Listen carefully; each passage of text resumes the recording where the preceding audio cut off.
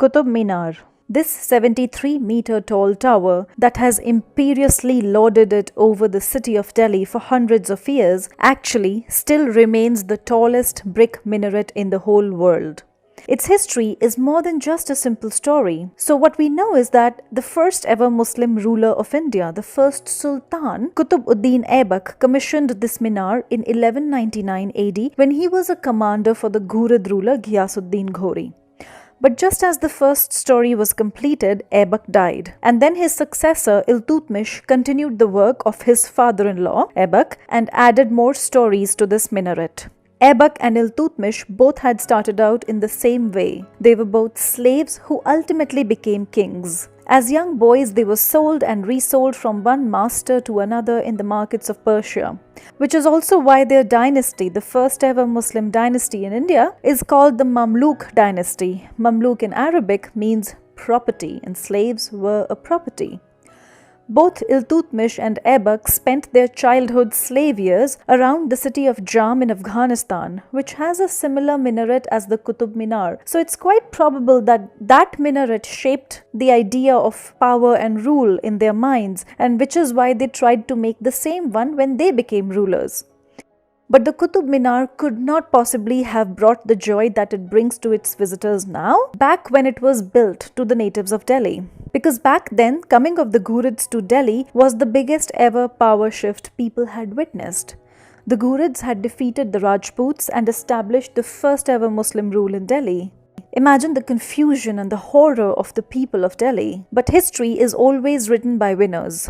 The Qutub Minar is trying to tell us so many things through its Arabic and Nagori writings. These inscriptions tell us of Qutb-ud-Din Aibak destroying some pavilions that had existed on this site before the minar, but there is no mention that he did this to raise any minar in their stead, which throws us entirely off balance, because if the pavilions were removed to build a minaret, that's exactly what the prescriptions would have proudly told us. But they don't. From these writings, we know that there definitely were Hindu temples that were reshaped, remodeled in some way. Looking at the inscriptions, we don't even find any mention of Qutb-ud-Din Aibak himself either, except just one actually.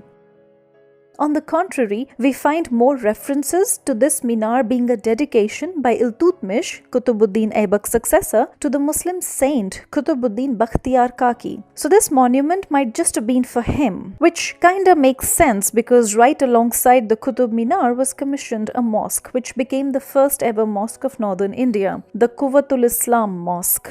And the idea is that this minar was supposed to be used by the muezzin for the azan call, except that the Qutub Minar is 5 stories tall. It has 379 steps, which is a nightmarish prospect for any old muezzin to climb 5 stories a day, 5 times, and scream out an azan which nobody on the ground would be able to hear, let alone in the neighborhood. And would it really be okay for a place with such a religious purpose to still allow remnants of the previous Hindu religious structures, like these lotuses, these kalashes, these temple bells, to stay when they could just as easily have been smashed and removed like many others clearly were?